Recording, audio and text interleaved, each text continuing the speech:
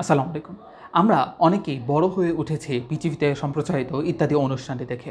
হানিফ সংকেতের উপস্থাপনায় এই আয়োজনটি আমাদের সবসময় খুবই প্রিয় ছিল এবং প্রতি ঈদে এখনও আমরা অধীর আগ্রহে অপেক্ষা করি একটি নতুন পর্বের জন্য। তো আজকের ভিডিওতে আমি ইত্যাদির উপস্থাপক এবং জনপ্রিয় গণমাধ্যম ব্যক্তিত্ব হানিফ সংকেতের লেখা আমার পছন্দের 5টি বই নিয়ে আলোচনা করব। আমি ওনার 8টির মতো বই পড়েছি, এর মাঝখান থেকে এই 5টি বই আমার কাছে সবচেয়ে বেশি ভালো লেগেছে এবং সেগুলো নিয়ে আমি অল্প করে কিছু কথা বলবো এবং কেন আমি মনে করি যে এই বইগুলো আপনাদেরও পড়া প্রয়োজন। তো দেরি না করে আমি শুরু করতে যাচ্ছি।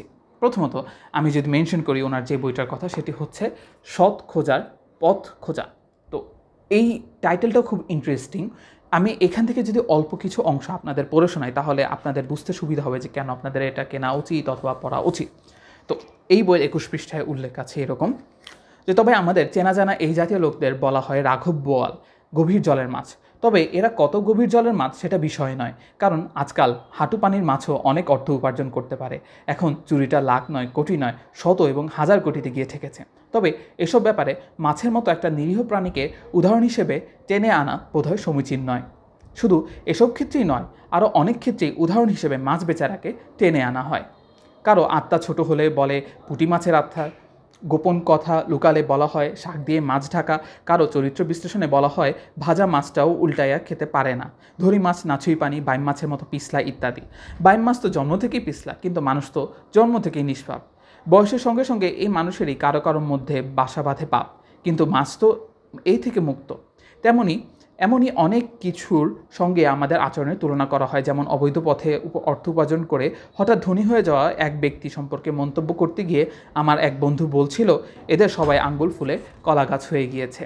আর এক বন্ধু প্রতিবাদ জানিয়ে বলল এদের বেলায় কলা গাছ কথাটা ঠিক নয়, কারণ কলা গাছ বেশি মোটা না, বলা উচিত আঙ্গুল ফুলে বট গাছ হয়েছে। কারণ যে আমলে এইসব বাগধারা তৈরি হয়েছে তখন চুরির একটা লিমিট ছিল, সেই জন্য চিন্তাটা কলা গাছ পর্যন্ত ছিল। এখন হলে বট গাছ, রেন্ডি গাছ, নইলে আরও মোটা যত গাছ আছে সেগুলোর সঙ্গে তুলনা করা হতো। So I know it's really interesting and really funny. So এই বইগুলো অথবা ওনার বইগুলোর একটা দারুণ বৈশিষ্ট্য হচ্ছে উনি অনেকটা মজার ছলে বিভিন্ন সিরিয়াস কথা আমাদেরকে বলেন এবং সেই জিনিসটির প্রতি আমাদের দৃষ্টি আকর্ষণ করেন। এবং যারা আমরা ইত্যাদি দেখে আসছি তারা খুব ভালো করে বুঝি যে এটি একটি বিনোদনমূলক অনুষ্ঠান এবং এতে বিভিন্ন সিরিয়াস বিষয়গুলো উপস্থাপন করা হয় যেন আমরা এই বিষয়গুলোর প্রতি বিশেষভাবে মনোযোগ দিতে পারি। তো সৎ খোঁজার পথ খোঁজা বইটি এরকমই আরেকটি বই আমি মনে করি এবং আমার কাছে খুবই ভালো লেগেছে। আমি এটা স্ট্রংলি সাজেস্ট করবো এবং এই বইটির মূল্য 120 টাকার মতো। এরপরে রয়েছে বিনীত নিবেদন, এই বইটি। তো এই বইটির দেখুন কাভারটাও দেখতে খুব সুন্দর, আপনারা বুঝতে পারছেন যে এটা রম্য সাহিত্যেরই অংশ। তো এখানেও যদি আমি অল্প একটু করে একটা কথা বলি যেটার মাধ্যমে একটা খুবই এসেনশিয়াল বিষয়ের প্রতি আমাদের দৃষ্টি আকর্ষণ করানো সম্ভব হয়, সেখানে হচ্ছে 19তম পৃষ্ঠায় লেখা আছে জনাব বুদ্ধিমান। প্রায় সব মানুষই নিজেকে কম বেশি বুদ্ধিমান মনে করে, তাই বলে সবাই বুদ্ধিজীবী নয়। যদিও বুদ্ধি খাটিয়ে যে জীবিকা নির্বাহ করে তাকেই সাধারণ অর্থে বুদ্ধিজীবী বলা হয়। তাহলে স্বভাবতই প্রশ্ন আসে, কর্মজীবী মানুষ তো তার নিজ নিজ ক্ষেত্রে বুদ্ধি খাটিয়ে জীবিকা অর্জন করে, তাহলে সবাই কি বুদ্ধিজীবী? যেমন একজন টেকনিশিয়ান বুদ্ধি খাটিয়ে বিভিন্ন যন্ত্রপাতির মেরামত করে, একজন ক্যানভাসার বুদ্ধি খাটিয়ে মানুষকে আকর্ষণ করে তার বড়ি বিক্রি করেন, একজন মুচি বুদ্ধি খাটিয়ে জুতো সেলাই করেন, একজন চোর বুদ্ধি খাটিয়ে চুরি করে, কেউ বুদ্ধি দিয়ে অন্যের সঙ্গে ঝগড়া লাগিয়ে দেয়, কেউ বুদ্ধি খাটিয়ে ঝগড়া মেটায়। এর কিছু হচ্ছে কুবুদ্ধি, কিছু সুবুদ্ধি। তবে এরা যতই বুদ্ধি খাটিয়ে বিভিন্ন কর্ম করে থাকুক না কেন, এরা কেউ বুদ্ধিজীবী নয়। বুদ্ধিজীবী হচ্ছেন তারা যাদের সহজ সরল চালচলন ও জ্ঞান অন্যের নিকট তাদের শ্রদ্ধাভাজন করে তোলে।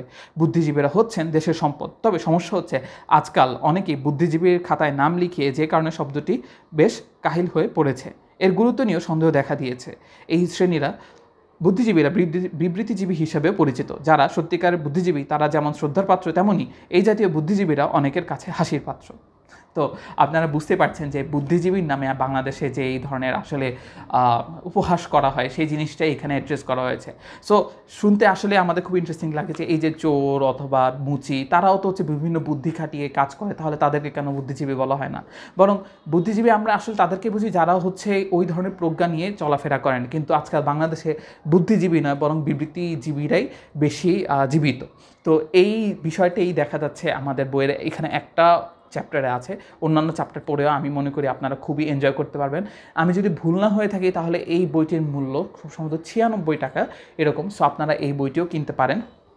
এছাড়াও আমার খুবই প্রিয় আরেকটি বই হচ্ছে টনক নড়াতে টনিক।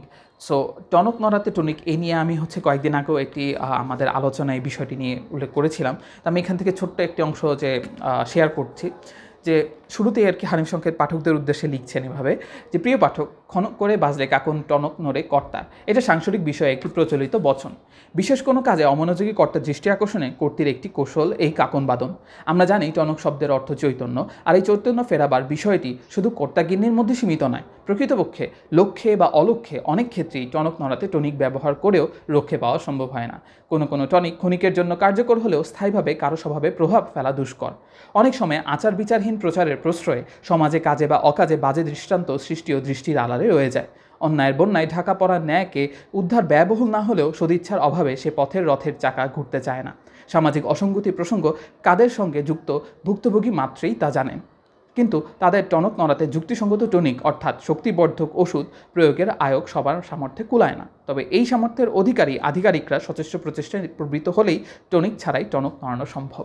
সো দেখুন, এখানে যে একটা ছন্দ রয়েছে, আপনি পড়ার সময় একটি আলাদাভাবে মজা পাবেন, সেটি আমি মনে করি যে কেবল হানিফ সংকেতের বই পড়ে আমি এই ধরনের মজা পেয়েছি, যে একটা সিরিয়াস ইস্যুকে কতটা সুন্দর করে এক্সপ্লেন করছেন এবং এটা সামহাও আমাদেরকে এন্টারটেইন করছে। অ্যাট দ্য সেম টাইম আমরা বুঝতে পারছি যে এই বইগুলোতে যে সমস্যার কথা উল্লেখ করা হয়েছে এগুলো অনেক আগে লেখা, কিন্তু তারপরে এই জিনিসগুলো সাস্টেইন করছে আমাদের প্রতিদিনকার জীবনে। অর্থাৎ আমরা যদি গভীরভাবে চিন্তা করে দেখি তাহলে বুঝতে পারি যে এই সমস্যাগুলোর অনেক কিছুই আমাদের লাইফে এখনও সাস্টেইন করে। তো এইখানে আরেকটি বই আমি সাজেস্ট করছি, সেটি হচ্ছে প্রতি ও ইতি। এই বইটিও প্রায় সিমিলার থিম নিয়ে লেখা, এবং আমি এই নিয়ে আসলে আলাদা করে খুব বেশি কিছু বলতে চাচ্ছি না, শুধু অল্প করেই একটু অংশ বলে যাচ্ছি। আমাদের দুটি চোখ রয়েছে, একটি চোখ হচ্ছে দেখার চোখ, অন্যটি হচ্ছে বিবেকের চোখ। দেখার চোখ খোলা থাকলেও যদি বিবেকের চোখ বন্ধ থাকে তখনই প্রশ্ন আসে, চোখ থাকিতে অন্ধ কেন? এই প্রশ্নটি যখন অনেককেই তাড়িত করে, এর কারণ আমাদের অনেকেরই বিবেকের চোখটি যেন ধীরে ধীরে বন্ধ হয়ে যাচ্ছে, সভ্যতা এগোচ্ছে আর আমরা যেন বিবেকহীন হয়ে পড়ছি।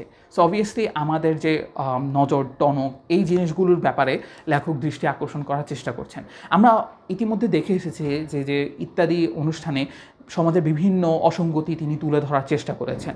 সো আমি মনে করি যে এই বইগুলোর একটি কমন থিমই সমাজের অসঙ্গতিগুলোকে তুলে আনা এবং আমাদের সামনে উপস্থাপন করা, যেন এই বিষয়গুলোর প্রতি আমরা আরও বেশি মনোযোগ দিই। এবং আমি সর্বশেষ যে বইটি নিয়ে আলোচনা করব সেটি হচ্ছে আটখানার পাটখানা। তো প্রতিও ইতি বইটি মূল্য ছিল সম্ভবত 80 টাকা, আপনারা চাইলে সেটি কিনতে পারবেন। তো আটখানার পাটখানা থেকে শেষ অংশটি আমি পাঠ করি আমি আমার আজকের আলোচনার শেষ করতে যাচ্ছি। এই বইটির মূল্য 80 টাকা ছিল। তো 3 মাহাত্ম্য 1, 2, 3 কিংবা 1, 2, 3।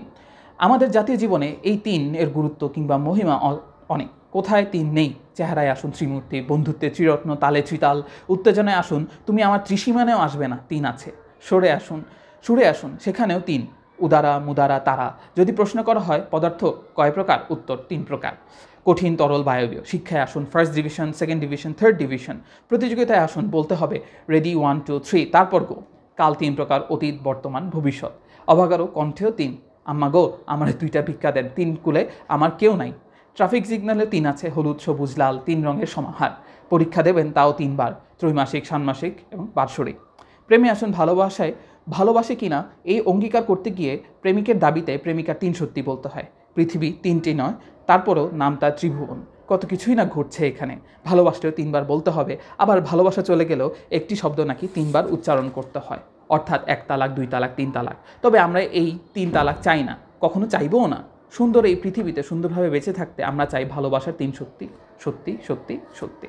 তো এই বই ছাড়াও নিয়মিত অনিয়ম, যেটা আপনারা আমি মনে করি PDF পাবেন ইন্টারনেটে। এছাড়া আমি এপিট ওপিট এই বইগুলো পড়েছি। আমি মনে করি যে এই বইগুলো পড়লে আপনারা খুবই এন্টারটেইন হবেন, আপনাদের ভালো লাগবে এবং একই সময়ে আপনারা আপনাদের সমাজের বিভিন্ন অসঙ্গতি নিয়ে আলাদা করে খুব ভালো করে জানতে পারবেন।